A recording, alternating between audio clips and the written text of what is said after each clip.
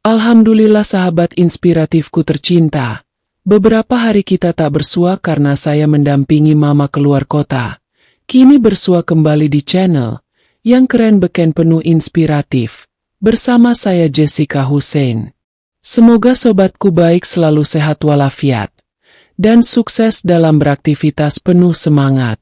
Di kesempatan ini, saya akan menyajikan perjalanan kisah tentang perjalanan kelam seorang gadis sekolah SMK di balik gemerlap kota Jakarta. Bagaimana perjalanan kisahnya? Ayo kita ikuti bersama-sama berikut ini. Di tengah hiruk-pikuk Jakarta, di sebuah sekolah swasta elit di bilangan pusat kota, hidup seorang gadis bernama Alia. Alia baru saja menginjak usia 18 tahun. Seorang siswa kelas 3 SMK dengan wajah yang memancarkan kecantikan alami. Dia adalah bintang di sekolahnya, bukan hanya karena parasnya yang memesona, tetapi juga karena kepribadiannya yang ramah dan pandai bergaul. Namun, di balik semua itu, Alia menyimpan keinginan besar untuk hidup mewah seperti para influencer yang ia kagumi di media sosial. Sejak kecil, Alia dibesarkan di keluarga sederhana. Ayahnya seorang pegawai negeri dengan gaji pas-pasan, sedangkan ibunya mengelola warung kecil di depan rumah mereka. Namun, kehidupan sederhana ini mulai terasa membosankan bagi Alia ketika ia mulai mengenal dunia luar melalui layar ponsel. Instagram, TikTok, dan YouTube menjadi jendela bagi Alia untuk melihat gaya hidup modern yang penuh kemewahan. Mobil sport, tas bermerek, dan pesta di lounge-lounge mewah seolah menjadi simbol kesuksesan yang harus ia capai. Keinginan Alia untuk masuk ke dunia itu semakin besar ketika ia bertemu dengan Tasha, seorang kakak kelas yang sudah lulus tetapi sering datang ke sekolah dengan gaya hidup yang sangat glamor. Tasha adalah gambaran nyata dari apa yang Alia impikan. Dia selalu tampil dengan pakaian bermerek, sepatu mahal, dan make-up sempurna. Bahkan, Tasha sering mengunggah foto-foto di tempat-tempat eksklusif seperti restoran bintang 5 dan hotel mewah. "Li, kamu cantik. Tahu? Kalau kamu mau, kamu bisa hidup kayak aku," ucap Tasha suatu hari saat mereka berbincang di kafe dekat sekolah. "Aku mau, Kak Tasha. Tapi aku nggak tahu harus mulai dari mana. Uang jajan aku aja pas-pasan," jawab Alia dengan nada putus asa. Tasha tersenyum tipis. "Tenang aja. Yang penting kamu mau berubah. Sisanya aku yang urus." Sejak pertemuan itu, hidup Alia mulai berubah. Tasha memperkenalkannya ke lingkaran sosial yang lebih tinggi. Sebuah dunia yang penuh dengan pria-pria berduit yang siap memanjakan perempuan cantik sepertinya. Pada awalnya, Alia merasa canggung berada di antara mereka. Namun, pujian dan hadiah mahal yang mulai mengalir perlahan membuatnya terlena. Suatu malam, di sebuah pesta di penthouse mewah, Alia bertemu dengan seseorang yang akan mengubah hidupnya. Pram, seorang pria berusia 45 tahun dengan penampilan rapi dan karisma yang memikat. Pram adalah seorang pengusaha sukses dengan kekayaan melimpah. Ia langsung tertarik pada Alia yang malam itu mengenakan gaun merah elegan yang dipinjamkan oleh Tasha. "Siapa namamu, cantik?" tanya Pram sambil menyodorkan segelas wine kepada Alia. "Alia," jawabnya pelan, mencoba menyembunyikan rasa gugup. Pram tersenyum. "Alia, nama yang indah untuk gadis seindah dirimu." Obrolan mereka malam itu berlangsung hangat. Pram memuji Alia habis-habisan, membuatnya merasa seperti perempuan paling berharga di dunia. Alia pun mulai menikmati perhatian yang ia dapatkan. Pram tidak hanya berbicara manis, tetapi juga memberikan hadiah-hadiah mahal seperti tas bermerek dan perhiasan emas. Dalam waktu singkat, hubungan mereka semakin dekat. Pram selalu mengajak Alia makan di restoran mewah, membelikannya pakaian mahal, dan mengajaknya berlibur keluar kota. Semua itu membuat Alia merasa hidupnya telah berubah menjadi seperti yang ia impikan. Namun, di balik semua kemewahan itu, ada bayang-bayang kelam yang perlahan mendekatinya.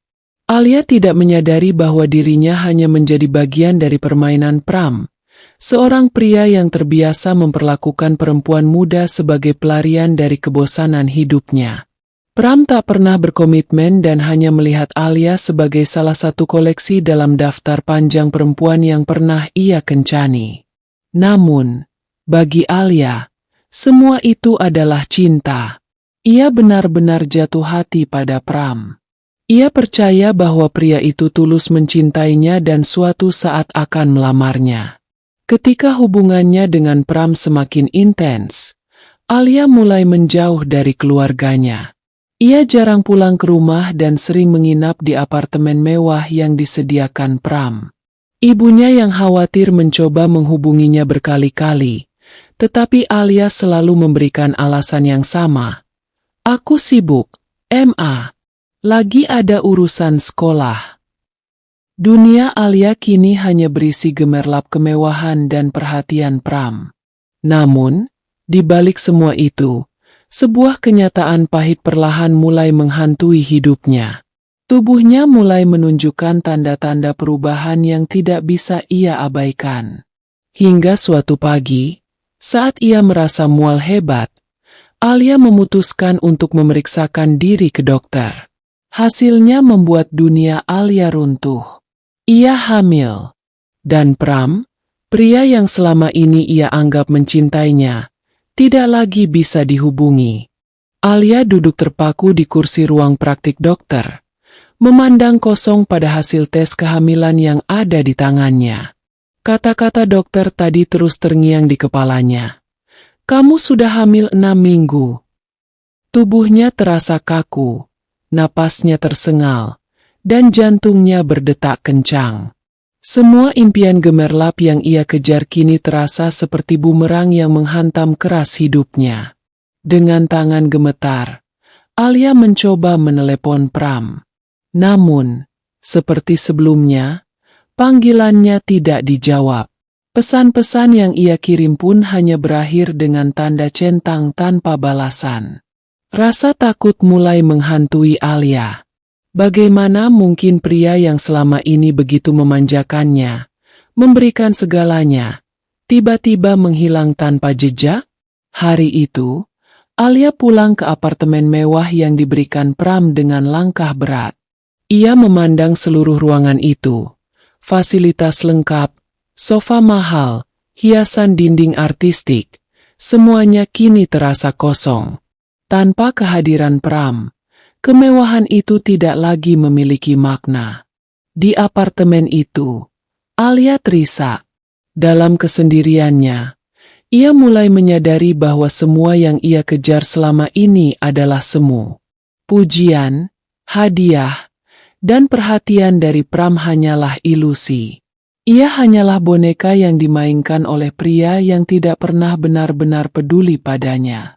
Setelah 2 hari tanpa kabar dari Pram, Alia memutuskan untuk mencari Tasha, berharap kakak kelasnya itu bisa memberikan solusi.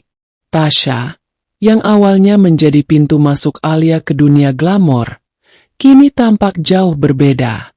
Saat bertemu di sebuah kafe, Tasha terlihat lebih tua dari usianya, dengan wajah lelah dan sorot mata yang kehilangan sinarnya. Alia, kamu kenapa kelihatan kacau banget? Tanya Tasha sambil menyeruput kopi mahal yang dipesannya. Alia menahan tangisnya. Aku hamil, Kak, dan Pram gak bisa dihubungi. Mendengar itu, Tasha terdiam sejenak. Ekspresi wajahnya berubah tegang. Hamil? Pram, kamu serius? Iya, Kak. Aku harus gimana? Aku takut. Tasha menghela napas panjang. Ia menatap Alia dengan rasa bersalah yang sulit disembunyikan. Dengar, Li, aku nggak tahu gimana cara bilang ini ke kamu. Tapi Pram itu bukan orang yang bisa diandalkan. Dia cuma main-main. Semua perempuan yang dia deketin ujung-ujungnya selalu ditinggalin. Kata-kata Tasya bagai petir yang menyambar Alia. Hatinya hancur berkeping-keping. Air matanya mengalir deras. Sementara Tasya hanya bisa memandanginya dengan raut penuh penyesalan. Tapi dia bilang dia cinta sama aku. Kak? Dia bilang dia mau serius. Isak Alia. Itu yang dia bilang ke semua orang. Li, aku juga dulu pernah jadi kamu. Pram itu nggak pernah serius sama siapapun. Penjelasan Tasya membuat Alia merasa seluruh dunia telah meninggalkannya. Ia ingin marah, tapi ia tahu itu tidak akan mengubah apapun. Semua sudah terjadi. Setelah pertemuan itu, Alia memutuskan untuk kembali ke rumah orang tuanya. Namun, itu bukan keputusan yang mudah. Ia tahu bahwa ia harus menghadapi pertanyaan demi pertanyaan dari keluarganya. Pertanyaan yang mungkin tidak sanggup ia jawab. Ketika akhirnya tiba di rumah, ibunya yang sudah lama mencemaskannya langsung menyambut dengan pelukan erat. Alia, kamu kemana aja, Nak? Mama khawatir banget. Alia tak sanggup menjawab. Ia hanya terisak di pelukan ibunya. Sang ibu, yang awalnya kebingungan, akhirnya menyadari sesuatu yang berbeda dari putrinya. Perubahan tubuh Alia yang mulai terlihat, ekspresinya yang penuh beban, semua itu menimbulkan tanda tanya besar. Alia, ada apa, Nak? Kamu sakit? Tanya ibunya lembut. Alia menggigit bibirnya, mencoba menahan tangisnya. Aku hamil. Ruangan itu tiba-tiba terasa sunyi.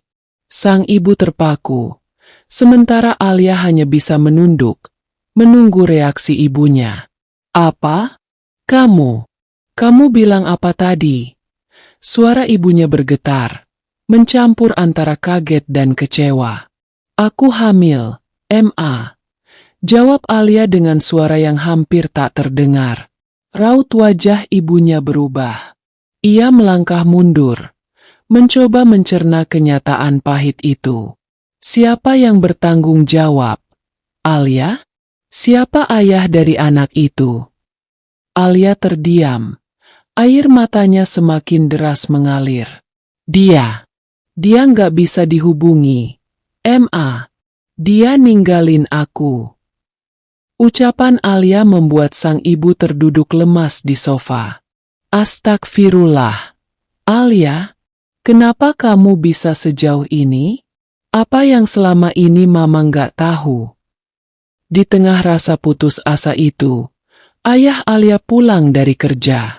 Begitu mengetahui kabar tersebut, amarahnya meledak. Ini akibatnya kamu nggak pernah dengerin nasihat orang tua.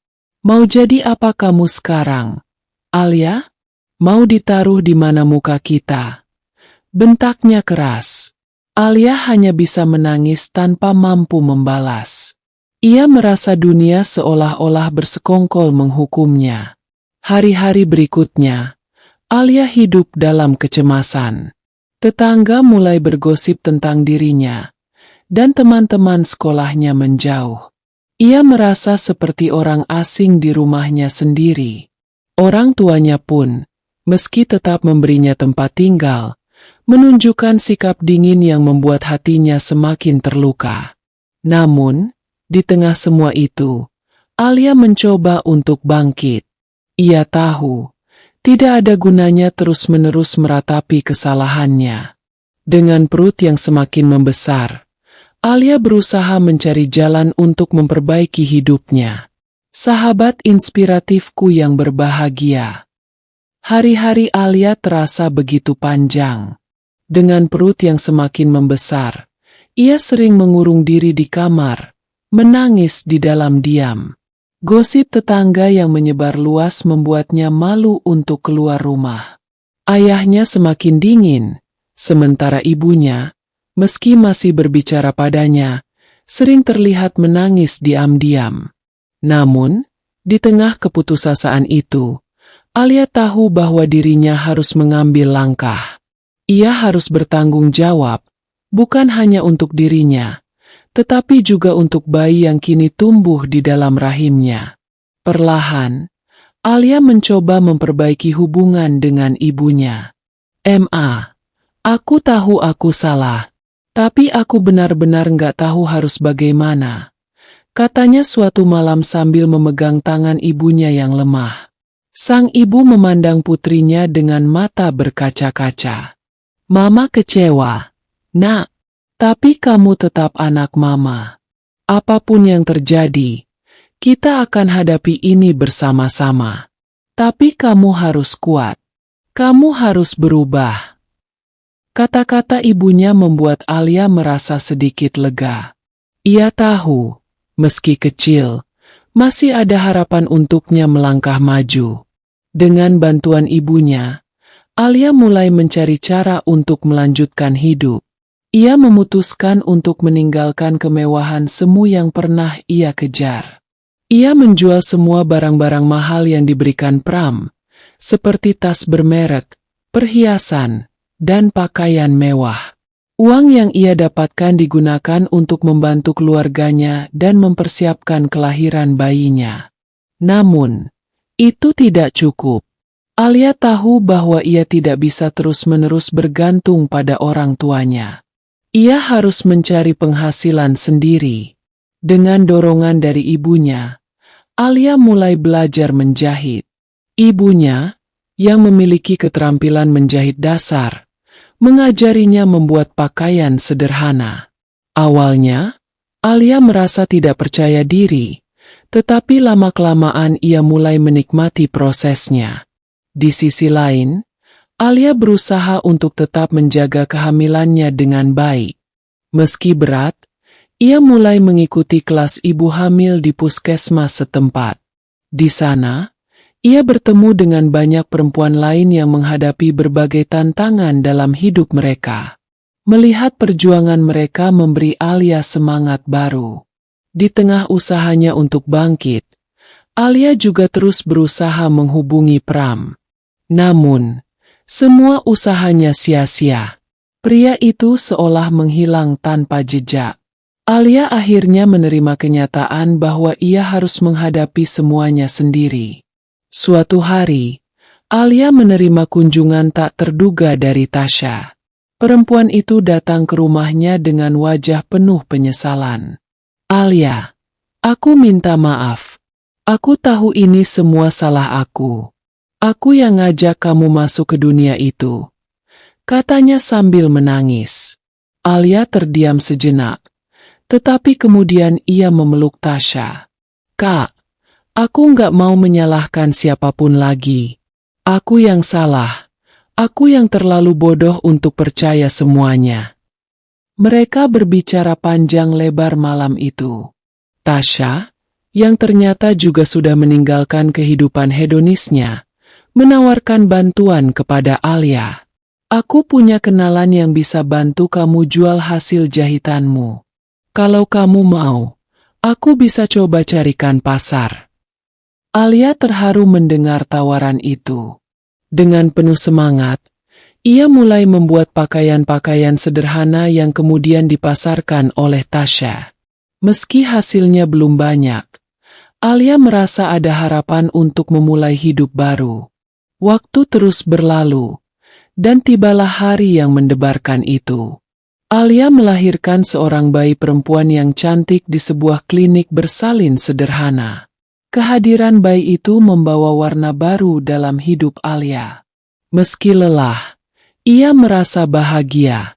Untuk pertama kalinya dalam hidupnya, ia merasa memiliki tujuan yang jelas, memberikan kehidupan yang baik untuk putrinya. Ayah Alia, yang awalnya sangat marah dan kecewa, perlahan mulai melunak setelah melihat cucunya. Di saat-saat tertentu, ia bahkan terlihat menggendong bayi itu dengan penuh kasih sayang. Hubungan Alia dengan keluarganya pun mulai membaik. Meski butuh waktu untuk benar-benar pulih, Alia kini hidup dengan sederhana. Ia terus mengembangkan keterampilan menjahitnya dan mulai mendapatkan pelanggan tetap. Meski perjuangannya berat, ia merasa puas karena semua yang ia miliki adalah hasil dari kerja kerasnya sendiri. Suatu sore, saat ia sedang menyulam di depan rumah, seorang perempuan dari kelas ibu hamil yang dulu ia ikuti mampir. Perempuan itu tersenyum dan berkata, "Alia, kamu tahu nggak? Kamu itu inspirasi buat banyak orang di puskesmas. Aku sering cerita ke mereka tentang kamu, tentang gimana kamu bangkit dari semua masalah." Kata-kata itu membuat Alia tersenyum. Ia tidak pernah menyangka bahwa perjuangannya bisa menjadi inspirasi bagi orang lain. Dalam hatinya, ia berjanji untuk terus menjadi ibu yang kuat dan tidak lagi terjebak oleh gemerlap dunia semu. Alia tahu bahwa hidupnya tidak akan mudah. Tetapi, ia juga tahu bahwa ia memiliki kekuatan untuk menghadapi semua itu, demi dirinya dan demi putrinya. Mari sobatku, kita simak lanjutannya berikut ini. 2 tahun berlalu sejak Alia melahirkan putrinya, Alia, nama yang ia pilih sebagai simbol harapan baru. Kehidupan Alia kini jauh berbeda. Meski sederhana, ia telah menemukan ketenangan dalam perjuangan dan kerja keras. Usaha menjahit yang dulu ia mulai kecil-kecilan kini berkembang. Dengan bantuan Tasya yang terus setia mendukung, Alia berhasil menjual pakaian hasil kreasinya ke berbagai komunitas lokal. Namun, hidup tidak sepenuhnya berjalan mulus. Kadang-kadang, Alia masih dihantui bayangan masa lalunya. Ada saat-saat ketika gosip di sekitar kembali menyeruak, mengingatkan orang-orang pada kesalahan yang pernah ia buat. Tetapi Alia belajar untuk tidak lagi terpuruk oleh penilaian orang lain. Apa yang mereka katakan gak akan mengubah apa-apa. Aku sudah membayar mahal untuk kesalahanku, pikir Alia. Ia kini fokus pada apa yang benar-benar penting, putrinya, keluarganya, dan masa depannya.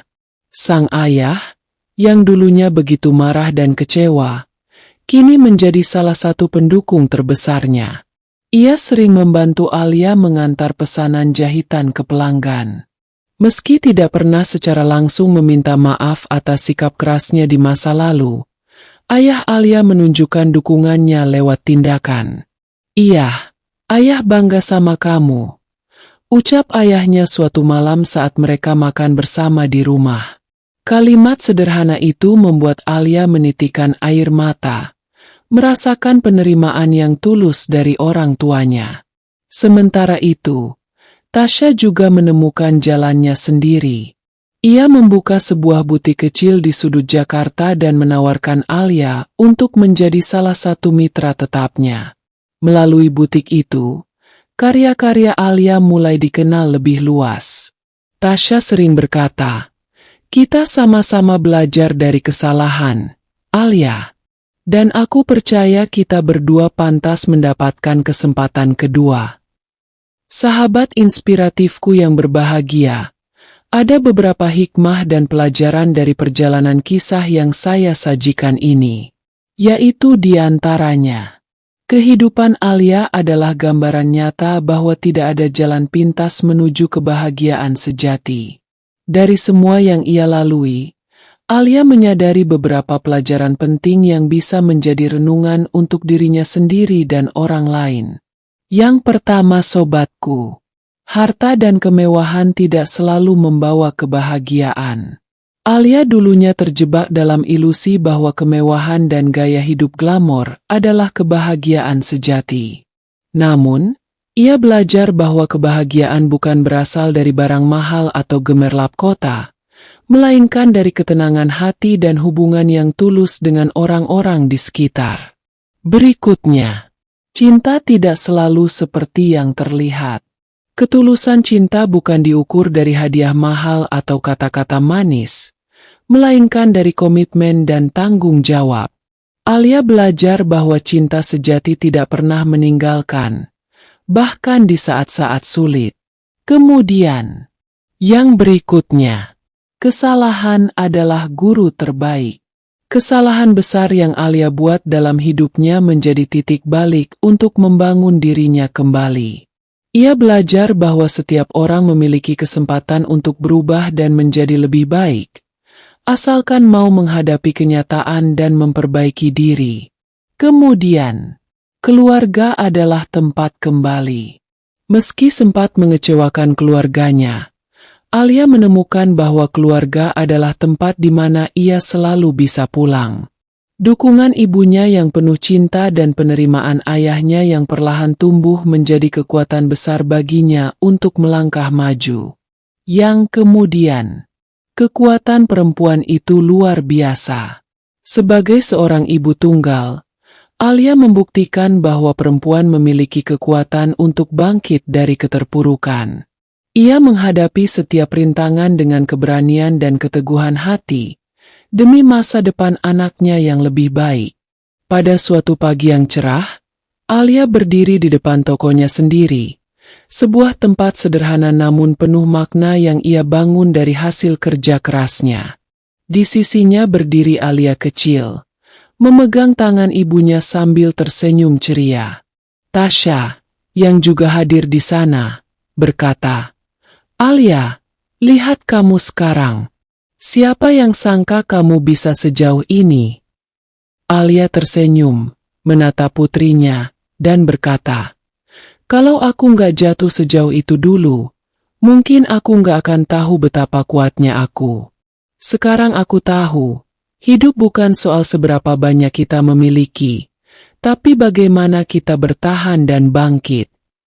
Hari itu, Alia menyadari bahwa perjalanan hidupnya, meski penuh liku, adalah anugerah yang membentuk dirinya. Dan kini, ia siap melangkah ke depan, membawa cinta dan harapan baru dalam hidupnya. Sahabat inspiratifku yang berbahagia, demikian penyajian kisah ini saya sajikan. Semoga bermanfaat dan menginspiratif kehidupan kita, untuk senantiasa berada di jalan kebenaran, yang penuh kebaikan dalam naungan cahaya petunjuk Sang Maha Pencipta, Allah Subhanahu wa Ta'ala. Atas perhatian dan dukungan subscribe-nya, saya ucapkan terima kasih, semoga menjadi nilai kebaikan. Saya Jessica Hussein mohon pamit undur diri. Sampai berjumpa kembali di video selanjutnya. Dan saya sudahi dengan ucapan, wassalamualaikum warahmatullahi wabarakatuh.